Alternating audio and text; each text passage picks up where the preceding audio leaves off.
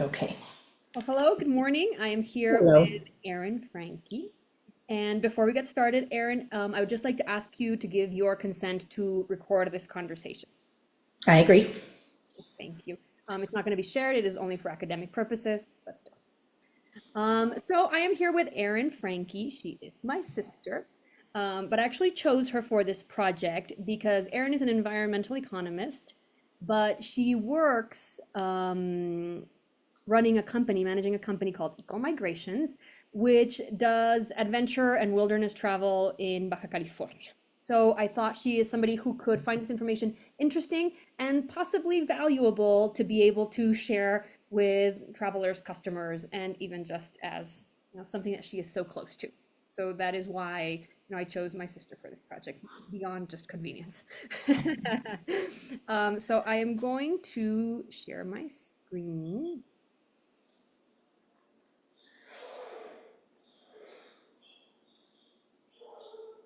And we're going to be talking about environmental ethics. And I just have some questions and just a very slight presentation just to sort of keep guiding the conversation. All right. So, what comes to mind when you hear the word ethics? The moral considerations behind the decisions that we make is, I guess, what I think ethics means. Okay, good. So basically, ethics, when we think about it, it talks about how we should live, what's right, and what's morally correct. Okay, just sort of as a foundation for that. So when I say environmental ethics, what do you think about?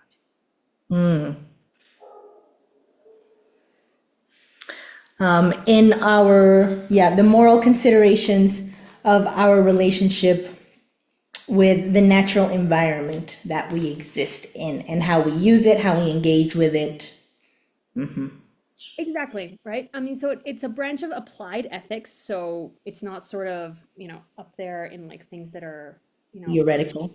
exactly theoretical. It's grounded in everyday behavior and exactly basically how humans relate to the natural environment, largely in consideration of things like public policy, conservation, right? But it also helps to guide, as human beings, our everyday actions and what we do with regards to the natural environment. Okay. So that's just sort of the very basis of what we're going to lead into. When you think about yourself, Aaron, as a human being, do you feel some level of responsibility towards the environment because of yourself, because of other humans, because of plants, because of animals, like on any level? Do you feel a responsibility to behave some way towards the environment? Yes. Yeah. I feel the responsibility to, I guess, to tread gently when I go into natural places and in my decisions with the environment because I guess I feel it gives us so much beauty, so much fresh air. It gives us our work, like working out there with the sea lions and all of that. So I think that's what I feel. Like Generosity or reciprocity. it's wonderful to be out there and to be able to enjoy it. And so it demands of us that treading gently so that we can continue enjoying it, I think. So here. So this is the first part that I'm going to give you a little bit of more detailed background on. So there are, two broad categories of environmental ethics. Okay. One is you can sort of think of as enlightened self-interest, right? Uh-huh. So it's still very much based on like humans, like for humans to be able to continue to have this natural environment, we should be smarter in how we use natural resources so that they don't run out, so that we don't ruin all of the wild areas, so that we don't, send into extinction all of these beautiful species. So that's Very utilitarian still. exactly. And then there is a different category, which is all about how we value the world. Like, whales in and of themselves deserve to live and deserve to have a home and their food and their natural space, for example, right? And that one's based like literally we would have to change how morally and culturally we think about these beings, right? Not Mm, thinking about, spaces so that we can enjoy them, but simply because, these wild spaces should exist. They have an intrinsic value, right, mhm, in and of themselves. So, mhm, the first one is very much about something we call instrumental value. So, mhm, what does this offer to me as a human being? And the mhm, second one is very much about their intrinsic value. These things mm, simply have value because they. mm, mhm. And I have two quotes, one that sort of corresponds to each of them that I thought illustrated this very nicely beyond just my words. So this one is from a very interesting book called Moral Ground, which is a series of essays written by different philosophers, environmentalists, by people from many, many different cultures. There's one by Native Americans, one by the Inuit. So very interesting because it offers you all of these different perspectives. Each one is very short essays. So this one is from one that is by a man called Derek Jensen. And it says any solution that does not place the well-being of non-humans and indeed the natural world, which is the real world, at the center of its moral, practic, and realistic considerations is neither moral, practical, or realistic. Right? So this one is very much obviously the second one, right? The second one. Uh-huh. Right? And saying, you know, it's the real world, like we're just living in it. Right? Everybody Uh-huh. else has as much of a right to it as we do, and it has nothing to do with us. Like we shouldn't be taking care of it for us. We should just sort of be respecting nature and its Uh-huh. and then the second one is this one, which is very interesting. Again, from the same book, but by a philosopher called Alan Weissman.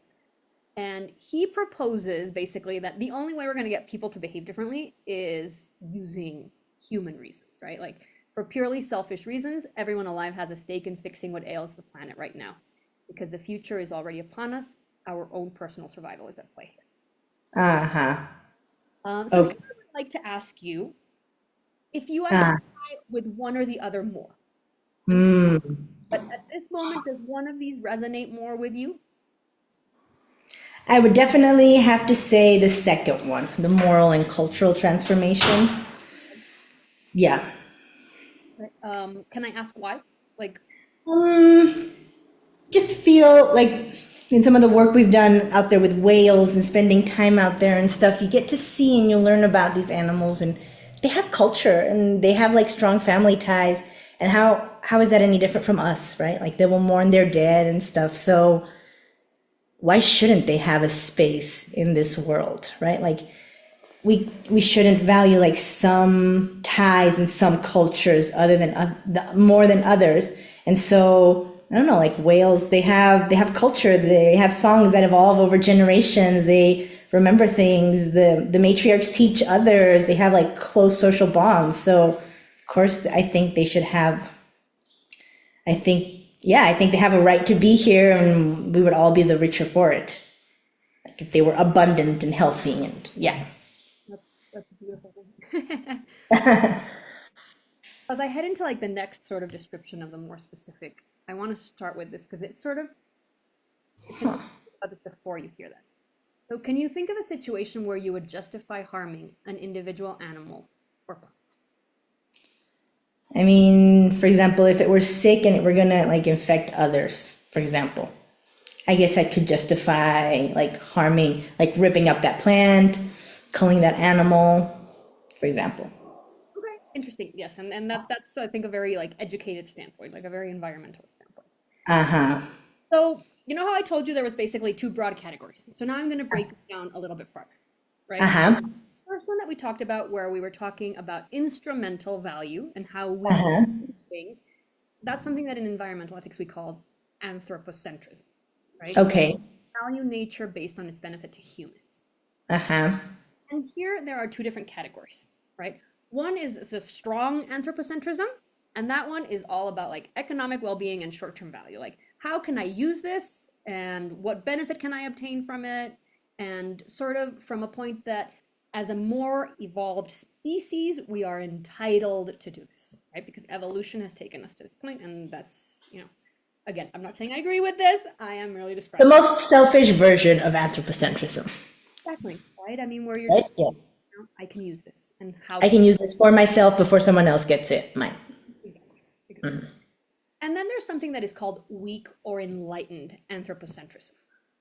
And this one it starts to get really interesting because, for example, I never thought I would identify with anthropocentrism. And yet Mm, this one includes aesthetic, recreational, educational, historical, scientific, and spiritual values now and for the future. So when you talk about, like, for example, it being beautiful to go out and work with the animals, or it being beautiful to go out and hike in nature and disconnect from, our everyday life and go back to this natural environment, that is a form of anthropocentrism, interestingly.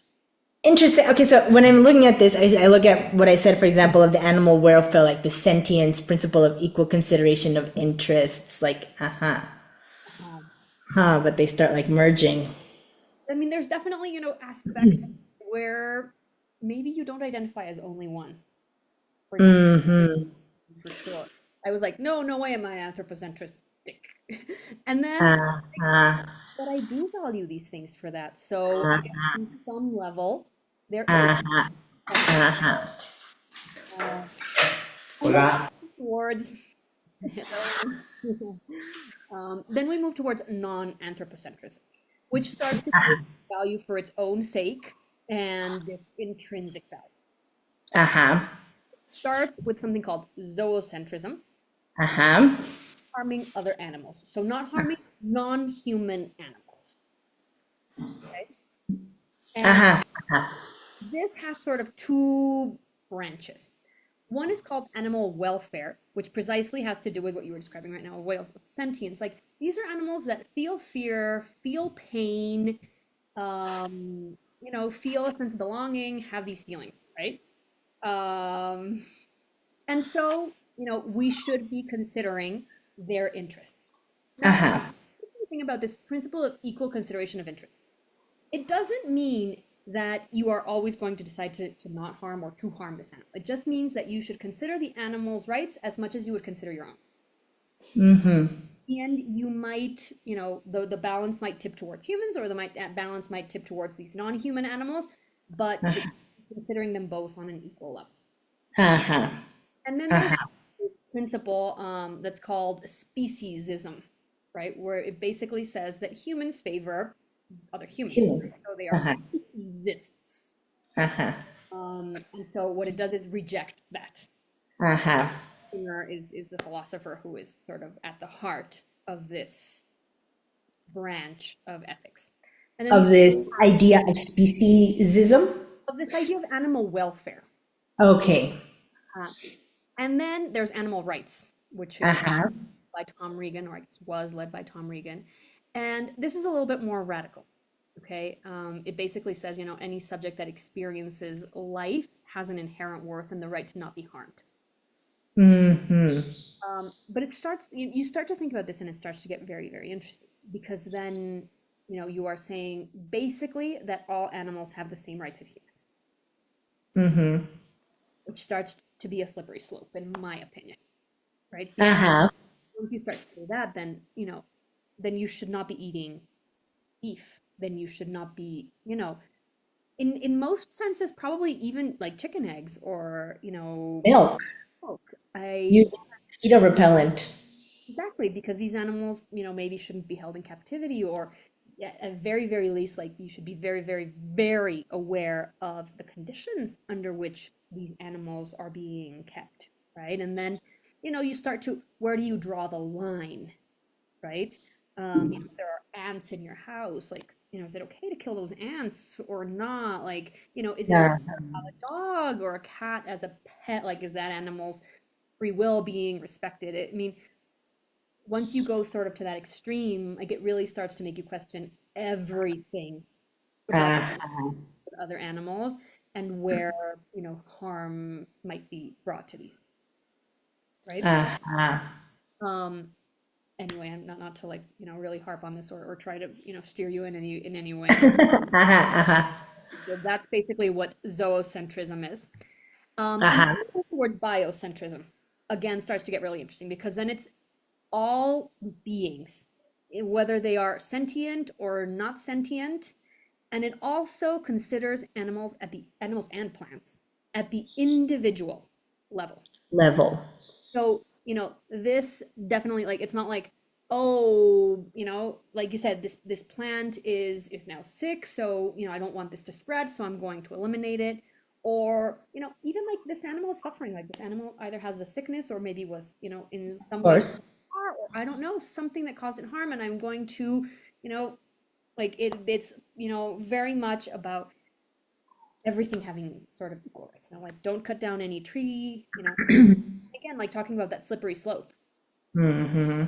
Corn, like, if you're not going to harm any plant or animal, can you eat corn? Can you eat, Yeah. it starts to, and like it's like everything. You have to be careful to not take it to extremes, but it does start to get into a point where, what's that line? Yeah, exactly. Can you do agriculture? Can you like move the earth if you might like damage something too? Yes, it starts.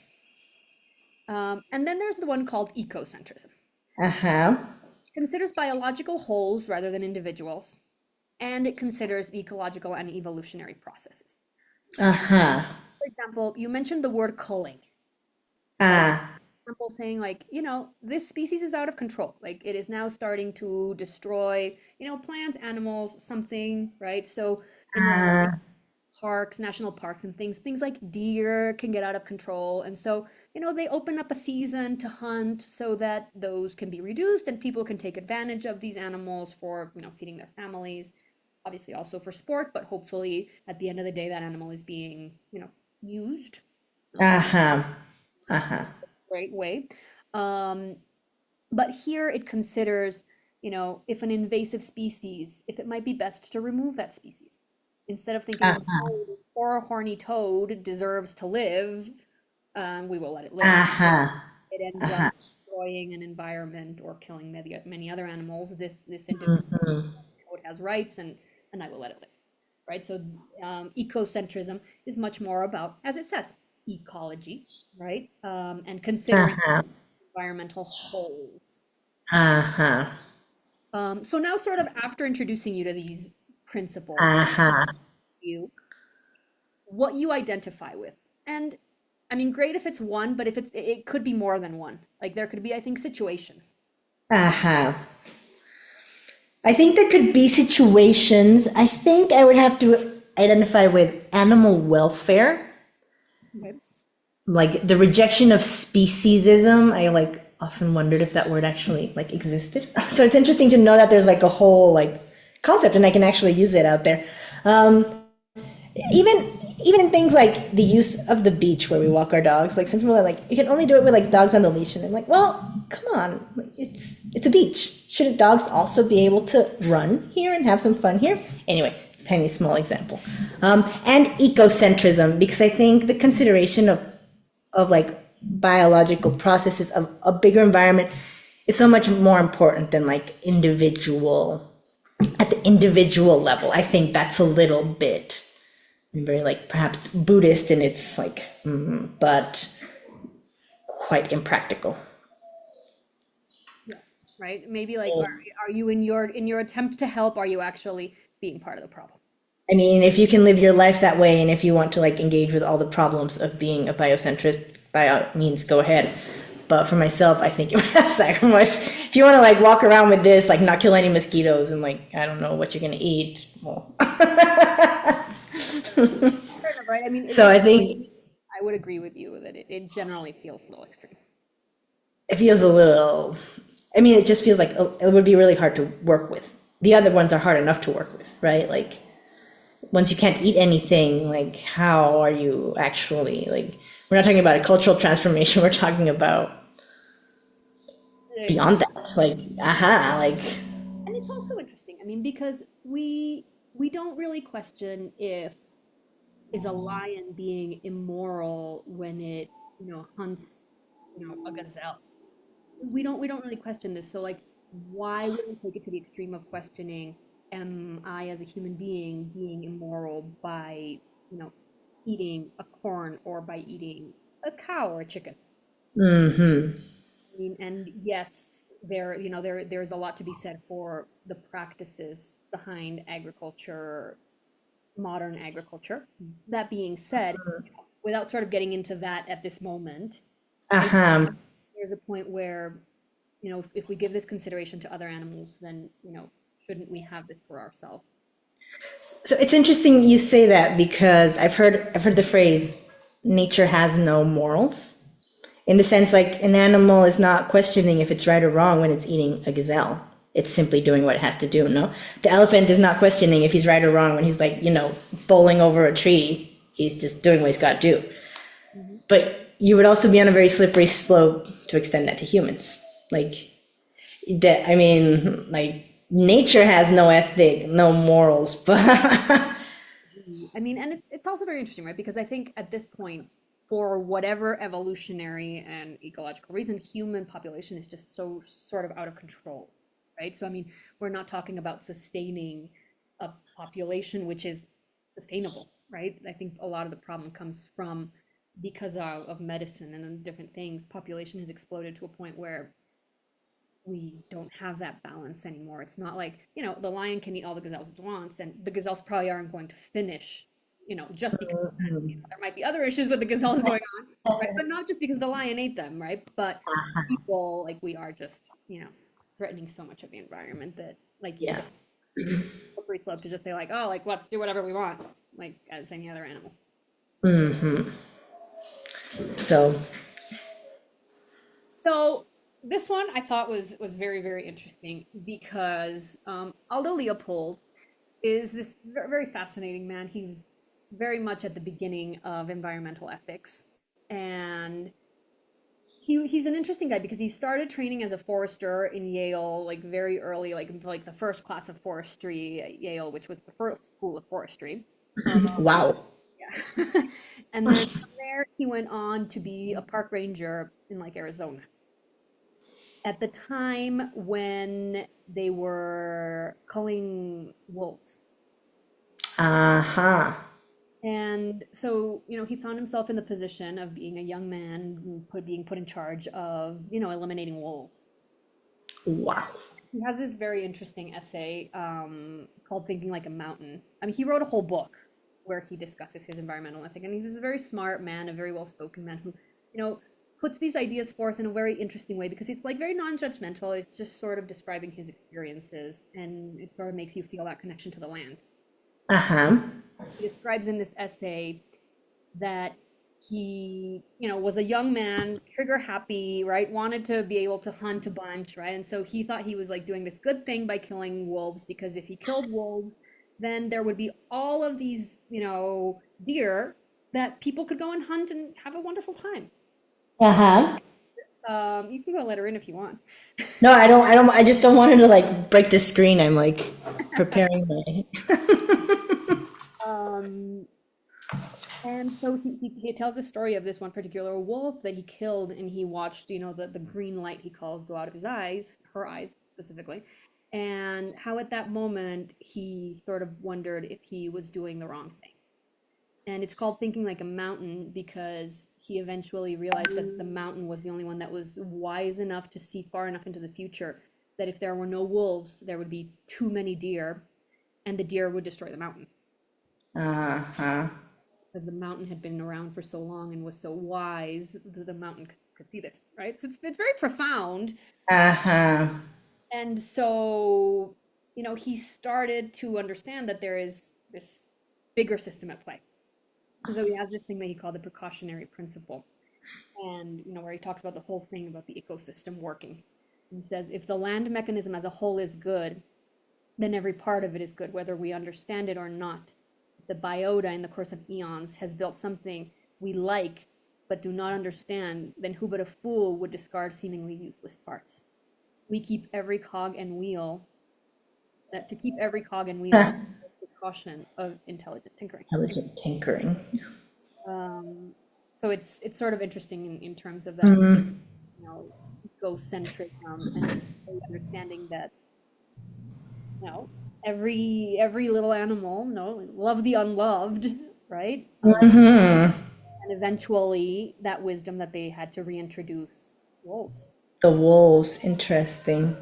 and sort of take care of their wolf population, and that it has had very strong impact in parks like Yellowstone, where they eventually figured out that there was a reason why wolves were in that system, and that just Uh-huh. was like, oh, now like we can hunt and like be happy. Uh-huh. Now there's no bigger predator than us here. It'll be fine. Uh-huh. Exactly. So, very, very interesting. Interesting. So moving on a little bit from, just the foundation of environmental ethics towards, wilderness and conservation. What comes to mind when you hear the word wilderness?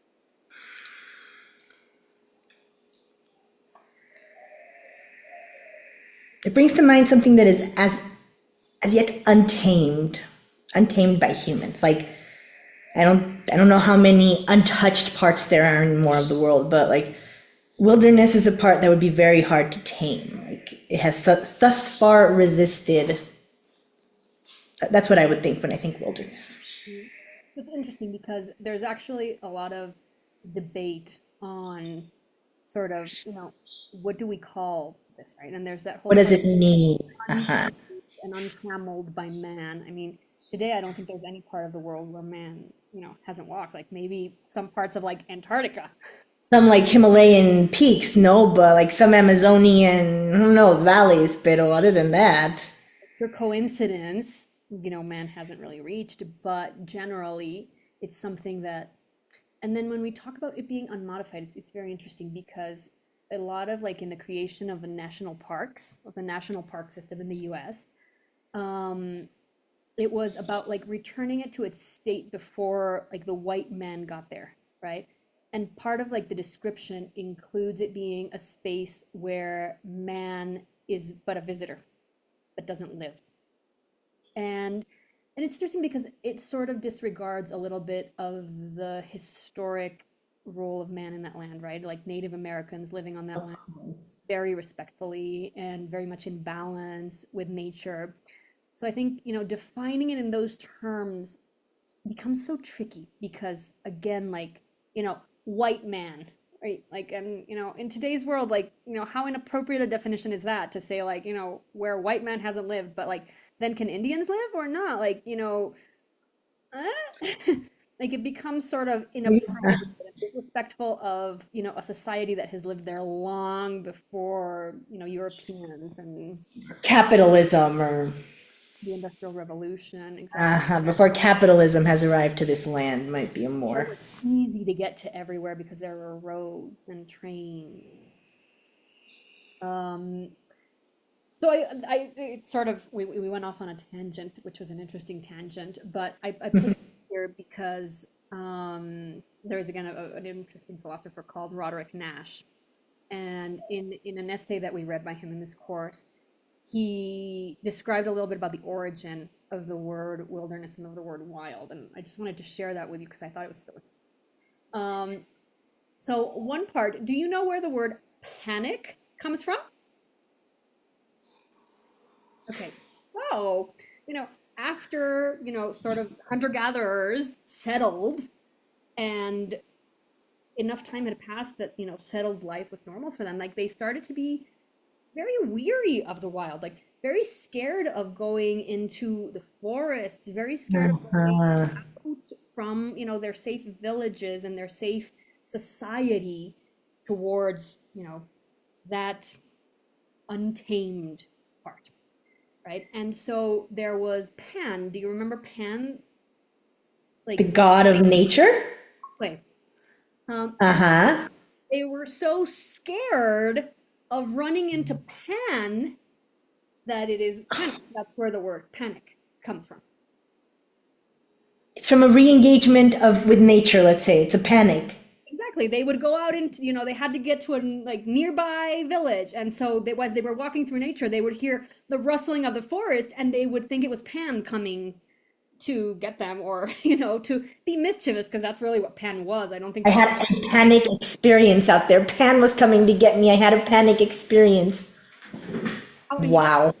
right? I mean, so it sort of gives you this Wow. idea of how people also used to live in nature and be a part of this. Like we used to live in caves and, move constantly to hunt for berries or, hunt a buffalo. And then all of a sudden they started to settle and become withdrawn from this nature. And it started to be something that caused them fear. Uh-huh. So that definition of panic is, it started with the Greeks, I believe. And then, many years later, the Norse, uh, Uh-huh.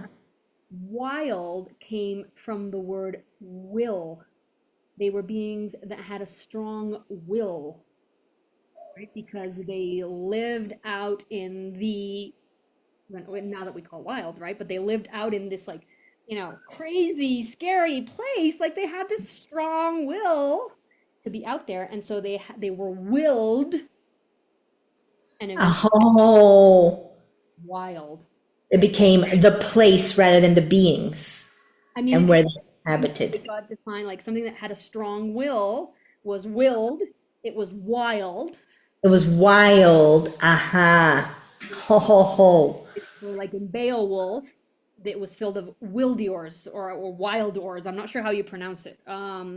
Wilding. Let's go call like aha. And so that's where it came from. Oh, interesting. So when you start to think about how we went from being a part of this natural environment to sort of being withdrawn from it, it starts to make Then sense again to dominating it. because we were afraid of it. Aha. So, Interest. so how do you overcome your fear? You start, controlling, dominating, Going out there. Aha. right? So it's just kind of interesting when you think about our relationship with Hmm. natural spaces and the natural environment, Interesting. sort of that historic piece of it. I thought that was, That's very fascinating. Yes. yeah, so, um, John, but it's Roderick Nash. I think he might be John Roderick Nash, maybe. Uh, RJ JR. so, you know, history has seen wilderness as a source of fear, a hindrance to civilization, a resource to be exploited, and as something with aesthetic and recreational value, and by some as something with intrinsic value. So, here after sort of, moving through this thought process, what do you think of the wilderness around you? Like, what different sorts of value would you give it? And literally not value as in monetary value, as in like values, like how do you value the nature around you? Exactly. Like in this list that you've said here, like, well, I mean, I would definitely, I would definitely say a source of fear because every time we're out there, like something could happen. Like, who knows what could happen? No, it's much tamer now. Like, but I mean, anything can happen. You can find whales. You can find like these sea lions can be crazy. Like all sorts of things. Now, you always have to be, I think, careful. Aesthetic and recreational value for sure. Aesthetic particularly. Mhm. Intrinsic value, I would definitely agree with. I do think these animals, Have a I think they value. do have, yeah, exactly. I mean, I do think they have an intrinsic right. I would not say a hindrance to civilization at this point. I think we're long past that. Really. Most of us believe that. I'm sure not all of us No, I mean, believe that.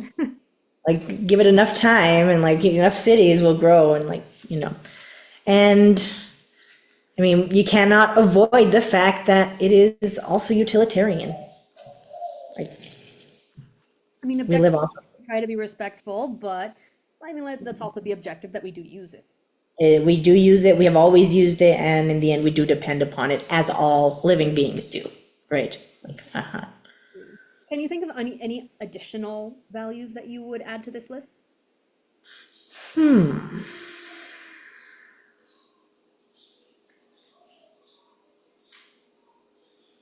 not really. Okay. Not Um, okay, so we already we saw this super extensive list of different values for it, which I thought was okay. so economic, Uh-huh. medicinal. Medicinal. Yes. Interesting. Medicinal is interesting. As a refuge from modern society, um, a national character. I mean, obviously, I would like to say, for you and for whoever's listening to this video, right, that this course is based out of Arizona State University. So, it's based sort of on the US system. And when you think about the national parks, They are Uh, foundation of that national character is what this is referring to specifically. Interesting. Uh-huh. So as you know, as somebody who is in Mexico right now, I don't know if we necessarily consider that as part of our national character. Maybe, unfortunately, but you know that's where that's coming from. The content. It's interesting because I would almost say that in that regard, I've noticed over time how it's almost like all countries are very proud of their natural beauty. Like you talk to I don't know, Croatians or they're like, oh, it's beautiful, it's beautiful. I feel like Mexico is beautiful. But I feel like that's just kind of what we live on. That's our home. It's our planet, and everywhere must actually have. Once you look hard enough, everywhere is probably beautiful. But it is interesting that as a part of national character, that's interesting. I don't think it's something that we Rich. feel. Like it's No. about feeling like it's gorgeous here, like it's beautiful. Uh-huh. This one's also interesting as a refuge from tyranny. You know, the people Very who Robin Hoodie. very Robin Hood, but also very like people who think that society's coming to an end and have these like, you know, bunkers to like live so that if, you know, Yeah. Yeah. something radical happens, like True. Okay. Yes. um, biodiversity. The concept of a land laboratory is also interesting. You know, simply being able to use that to better understand and potentially improve in the long run. But as a source for learning and for understanding, recreation and adventure, spiritual, right? It's interesting. Spiritual. Uh-huh. I Both would have kind of grouped that with aesthetic, but yeah, spiritual for sure. Yeah. therapeutic, aesthetic, and intrinsic. I mean, so you know, we've touched on most of these, but A lot of them. Uh-huh. it's a sort of, you know, an extensive list of different ways of valuing the environment around us. Um, so, do you think wilderness is worth protecting? I do. Why? Why?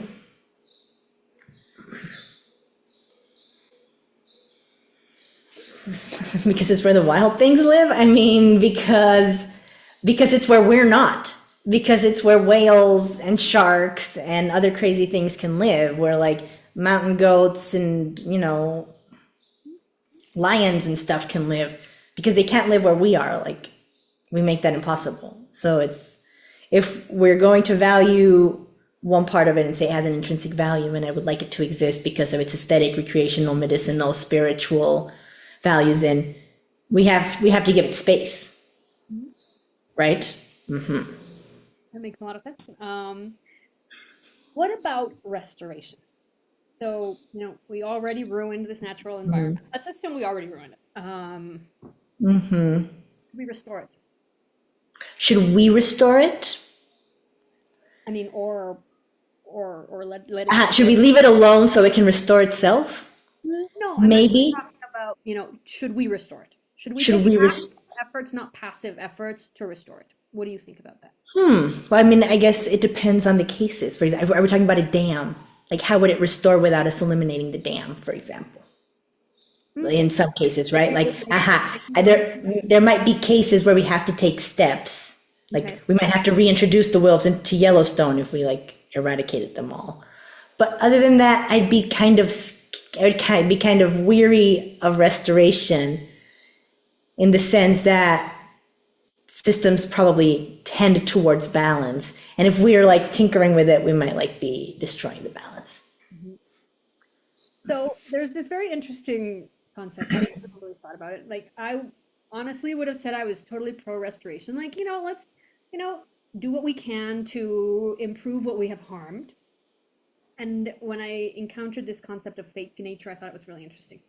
So this is Robert Elliott, and he proposed that restored nature does not have the value of original. And I thought it was very interesting because what he said is, you would pay like maybe like a gazillion dollars for an original Monet or an original Rembrandt. And if you paid all that money and then all of a sudden like you had it and you loved it and you thought it was great, and then one day somebody told you it was a fake, you would probably be pretty annoyed, right? You would probably think that you were robbed. The same thing with nature. If you just made it look the same, it does not have the historical value. Like it doesn't have the ecological and evolutionary process that created that made it Uh-huh. more valuable because of its provenance. And I thought it was such an interesting analogy because I honestly would have maybe thought that restored nature was, still valuable, but when you make it analogous to that, where I'm like, yeah, of course I'd be annoyed if I paid all this money for an original. I paid 100 million for an original Monet that was a fake. I got robbed, and like maybe if I went to this national park and I thought it was original and it wasn't, then maybe I'm being gypped in a similar way. Okay, interesting. I have a counterexample. Well, okay, interesting. There's an example that we use a lot here, and it's Cabo Pulmo.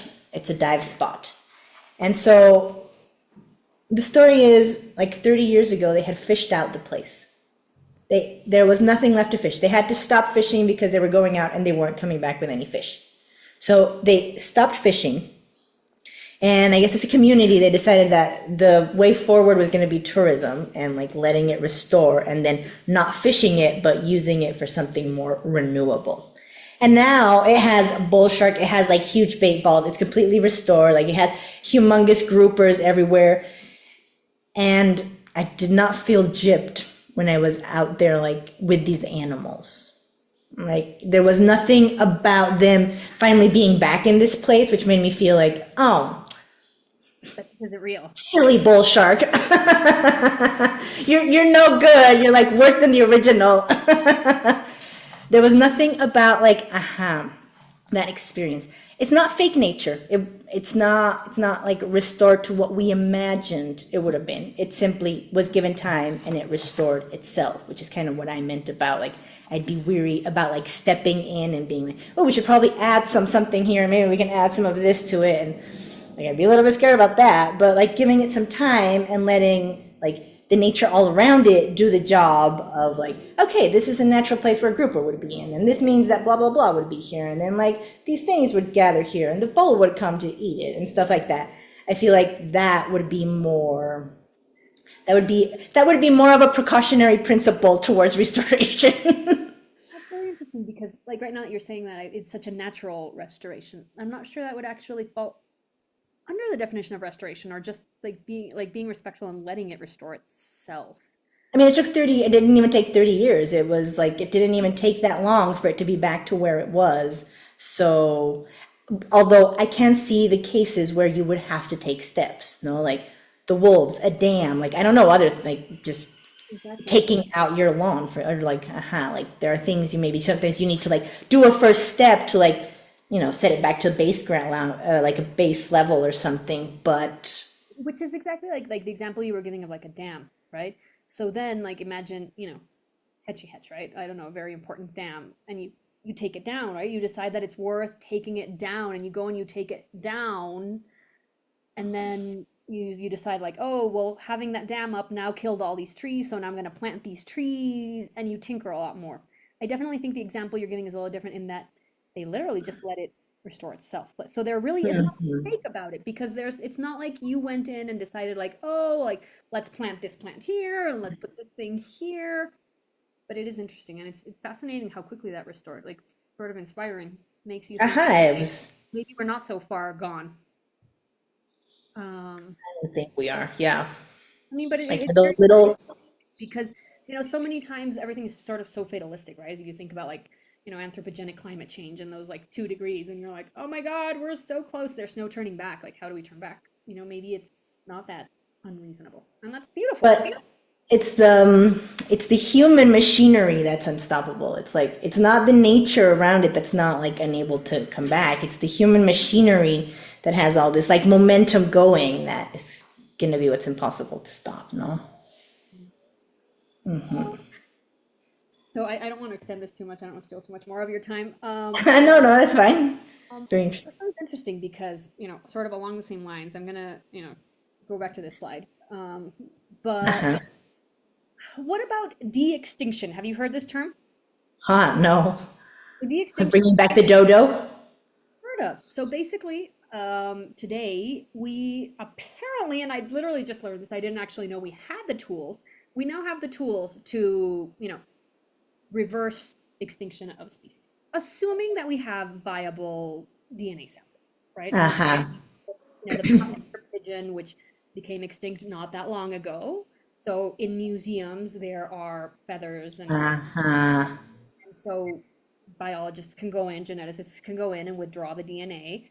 And basically, apparently, what they do is they find the closest living relative. So they Mm-hmm. have to sort of They Jurassic Park it. right? They take the closest relative and they just like modify, like, oh, like this is what it would take to turn it into a passenger pigeon. Uh-huh.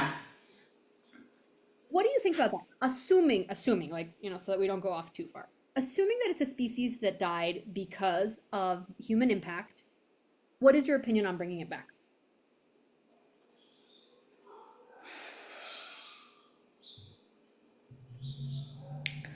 I think that one is probably a pretty slippery slope. I would be quite hesitant. Dude,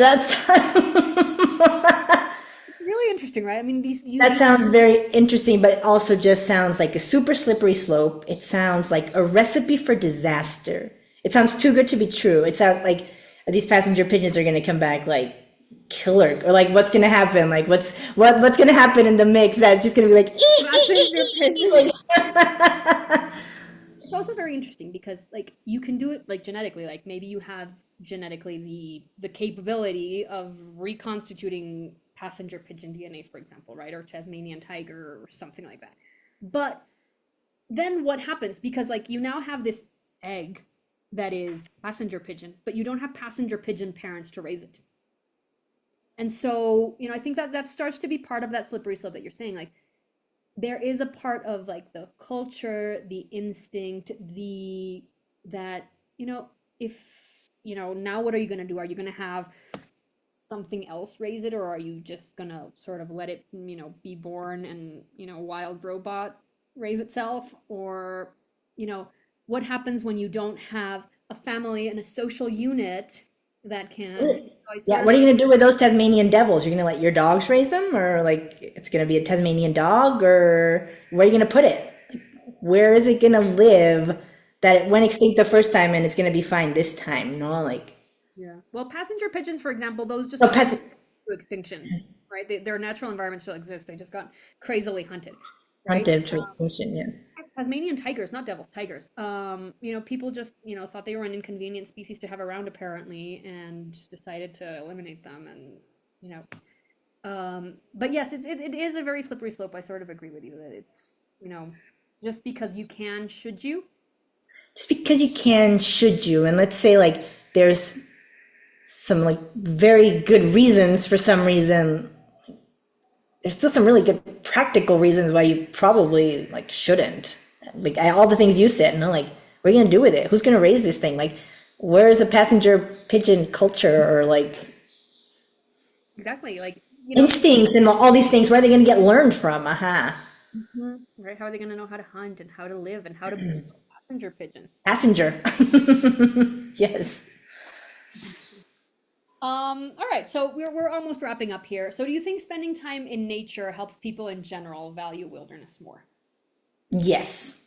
Yes. I would definitely think so. I think like what you see is what you focus on. What you focus on is like where your energy goes. And we're so cut off from nature. We're so cut off like nowadays. Like our feet don't touch the ground. Like we hardly see the sky. Like, maybe the birds are singing, but we're like already checking our phones. Like, so spending time outside in nature, I think definitely helps us like one of those values, like reconnect with nature, like come back to the real world in a way, like there's so much hustle, there's so much stress, there's so much that has to get done. There's also nature out there, and like going back out into it, I think can be like not only like help people value wilderness more, but like find a piece of themselves that they don't know is missing is really what I think. Like find a piece of themselves that they don't realize is missing anymore. Great. I unfortunately chose a quote that sort of goes against what you're saying right now. this on, but we can talk about it for a second. But I did want to present you this quote because it's Uh-huh. again, it's Aldo Leopold, and it's his dilemma, right? And he says, all conservationists of wilderness is self-defeating. For to cherish, we must see and fondle, and when enough people have seen and fondled, there's no wilderness left to cherish, right? I mean, so sort of what he was proposing here was in those national parks that, if all of these people go to these national parks, then what happens, right? You go to Yellowstone and there's this infinitely long line of traffic of people, trying to see the bears or trying to see the, geysers or whatever it is, right? Yeah, you're climbing Everest and you're like climbing over. Exactly. Over many, many years, right?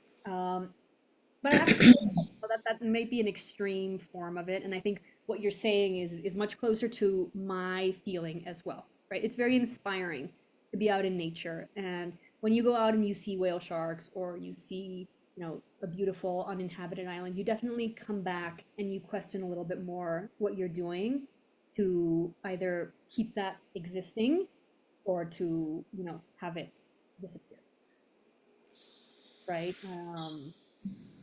How we're using plastic. I think, for example, that one's one that particularly I remember, going to visit you and seeing these animals and learning about microplastics and being like, oh my God, like what am I doing in my day-to-day life that I might be able to modify that could stop a little bit of microplastics from going into that environment? Thanks. This one here, this quote is a very interesting one.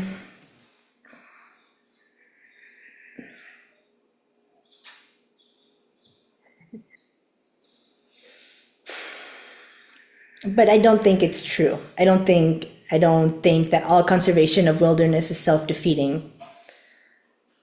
Because to cherish we must see and fondle.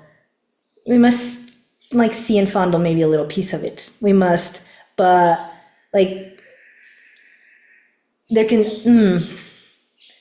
I we also have to have enough of a connection to like the greater outdoors to care about it generally, to I don't know, like pick up the trash we find, like just to do little things that if you'll know love for nature, you won't respect it and take care of it.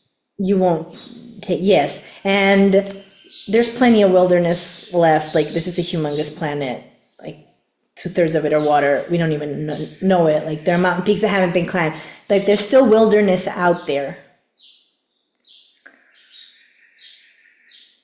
I'm glad you think that because I definitely So think that like there's no way I would be studying biology and conservation if I didn't think that there was a value in that. And I think part of it comes from that word fondle. Like today, like going out into a national park or any like wild area and fondling is something that you can do. It's like, leave no trace, like leave nothing, take nothing. Like it's definitely I think that word fondling might be where it falls apart. Like yes, like if you go and you think that you can touch and grab anything you want, then there might not be a great future for this. But if you can go out and be respectful of this nature, and you wouldn't want to like pet this national like tiger, like hi little tiger.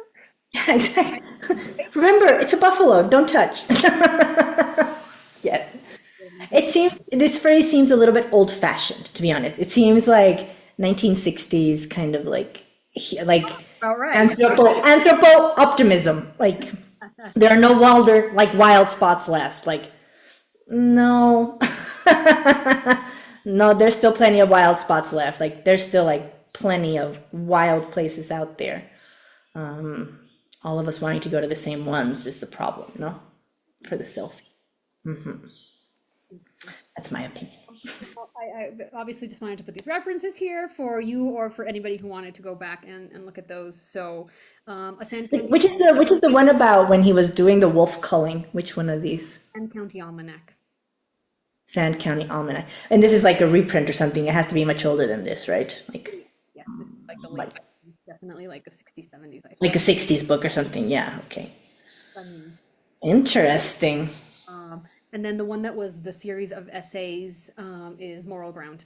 Mm, Also very, very interesting. I mean, there's, for example, an essay by Native Americans, and it's such a different culture of like, being one, like one with nature, like your brother buffalo, your brother tree, right? And every time you take something, sort of returning something that was beautiful. And there was one from the Inuit sort of talking about anthropogenic climate change and how like they would sort of disappear. Like if climate change continues, like their culture and their way of life is absolutely threatened, right? So living it from a totally different perspective of us in cities, sort of safeguarded from these things happening, right? So a bunch of very interesting, just different positions. One by a fascinating gentleman who literally like saved the last two like fish of this species, and it's called like the last 100 feet. And like he was carrying these fish, and he's like, "My God, I really hope I don't like trip and fall because the existence of this species depends on